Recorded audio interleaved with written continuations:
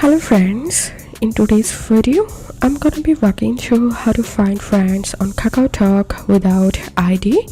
But before getting started this video, make sure to subscribe 5-minute solution.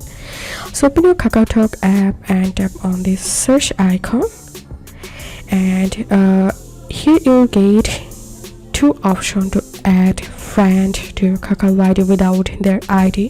One is QR code, so tap on QR code. And here all you have to need, just scan your friend's account QR code to add. And another is add by contacts, so tap on add by contacts, and here enter the name of the contact you want to add to your account and enter the number of your friend that you want to add to your account and tap on OK. And that's how we can add friends on Kakao without their ID. If this video helped you, give a thumbs up and please consider subscribe to 5-minute solution.